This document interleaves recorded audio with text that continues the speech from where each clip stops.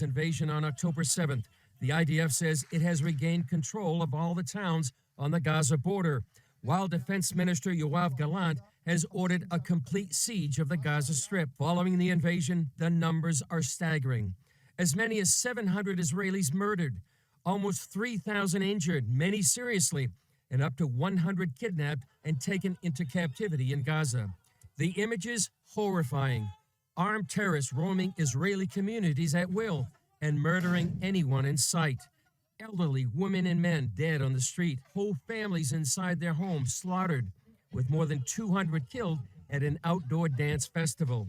The atrocities reminiscent of ISIS. Bodies of the dead being desecrated in the streets of Gaza. A captured 85-year-old grandmother with dementia being mocked in this photo. This 7-year-old boy being tormented by young Gazan boys with the whip. A 1-year-old being toyed with by this Hamas terrorist. And this Israeli woman named Noah kidnapped at a concert. Her fiancé dragged along and her father in anguish. Israel is now on a war footing with up to 300,000 reservists called up to action. Many anticipate a ground incursion into Gaza soon, with the likely goal the destruction of the Iranian-backed terror group. Now, for us, it's a time to get organized and to get prepared for the attack against the militia of Hamas. And I call the Prime Minister to take a different approach. We have to eradicate Hamas, period. The Wall Street Journal is reporting Iran worked directly with Hamas to plot and plan the invasion, while a Hamas spokesman thanked Iran for its support. Major questions do remain. How did this colossal intelligence failure happen? Will Hezbollah enter the war? Regardless of those answers, Israel now finds itself in a new era. This is a paradigm shift for Israel.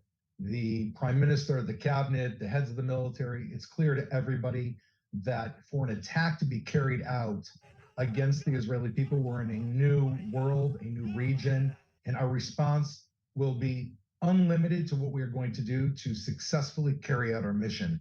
Whatever that means, all options are on the table. Prepared for a prolonged battle, and Defense Minister Yoav Gallant said today he has ordered a complete siege on the Gaza Strip, saying there will be no electricity, no food, no fuel, everything is closed. He added, quote, "We are fighting humans." The White House says America stands firmly behind Israel in its struggle against Hamas, sending a naval strike group and supplies to the Mediterranean.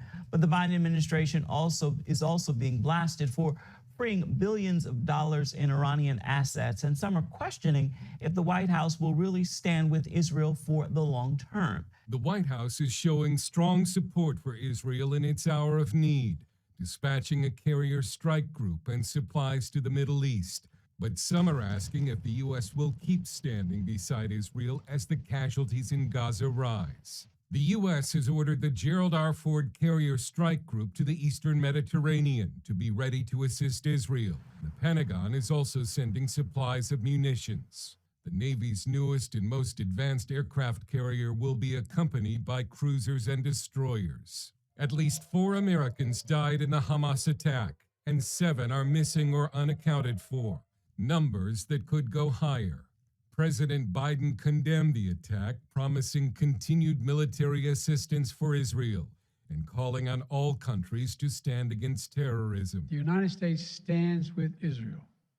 We will not ever fail to have their back. But with multiple sources now reporting that Iran helped plan the devastating action against Israel, Republican Congressman Steve Scalise tweeted that the Biden administration must be held accountable for its appeasement of these Hamas terrorists, including handing over billions of dollars to them and their Iranian backers. When he was shown that tweet on ABC's This Week program, Secretary of State Antony Blinken called those billions of dollars that were given back to Iran Iranian money.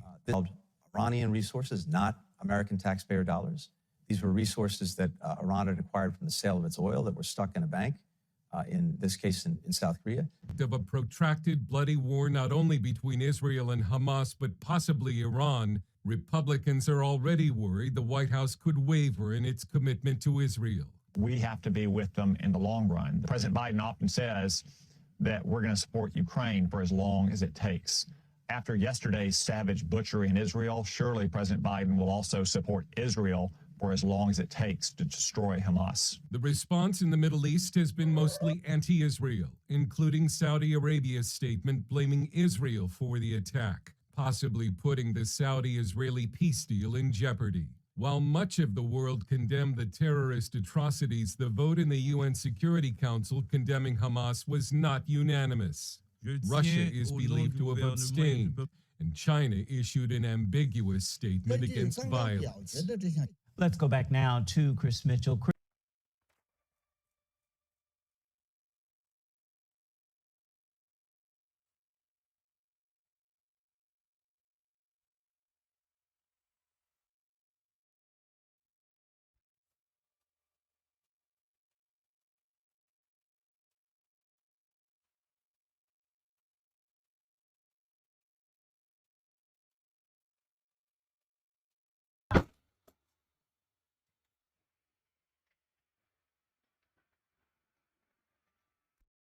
First. I spoke to a guy before this, and he said America first. You weren't happy with that. Why?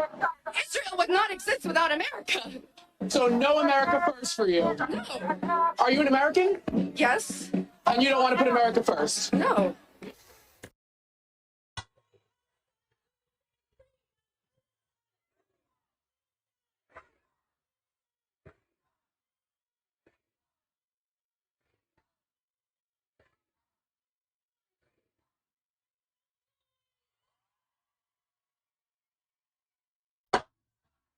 There are hate celebrations over the brutal slaughter of Jews in the open.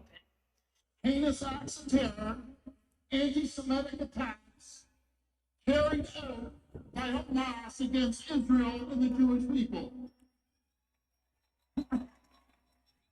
Now is the time for moral clarity. Throughout its 75-year history, Israel has demonstrated endless strength and resilience. Time and time again, it has shown courage over fear. Time and time again, Jewish people have chosen light over darkness. Now, we must do the same. We must stand firm in our support of Israel. I mean, the images that we're seeing of children kidnapped, of young women who have been abducted, who have blood in their pants because they've presumably been repeatedly raped. It's horrifying. There's been a lot of death and destruction in that region, but I've never seen anything like this.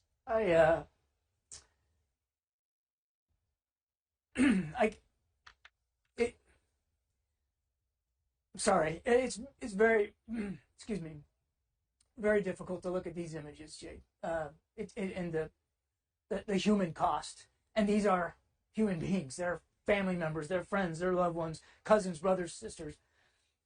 Yeah, it's difficult, and I apologize. Nothing to say sorry for.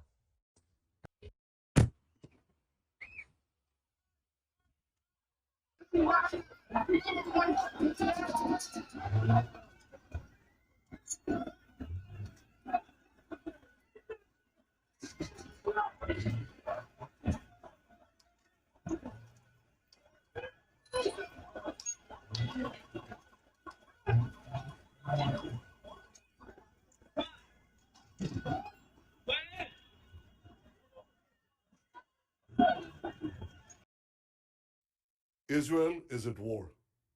We didn't want this war. It was forced upon us in the most brutal and savage way. But though Israel didn't start this war, Israel will finish it. Once the Jewish people were stateless. Once the Jewish people were defenseless. No longer. Hamas will understand that by attacking us, they've made a mistake of historic proportions. We will exact a price that will be remembered by them and Israel's other enemies for decades to come. The savage attacks that Hamas perpetrated against innocent Israelis are mind-boggling, slaughtering families in their homes, massacring hundreds of young people at an outdoor festival, kidnapping scores of women, children, and elderly, even Holocaust survivors. Hamas terrorists bound, burned, and executed children. They are savages. Hamas is ISIS. And just as the forces of civilizations united to defeat ISIS, the forces of civilization must support Israel in defeating Hamas. I want to thank President Biden for his unequivocal support. I want to thank leaders across the world who are standing with Israel today. I want to thank the people and Congress of the United States of America. In fighting Hamas, Israel is not only fighting for its own people, it is fighting for every country that stands against barbarism. Israel will win this war. And when Israel wins, the entire civilized world wins.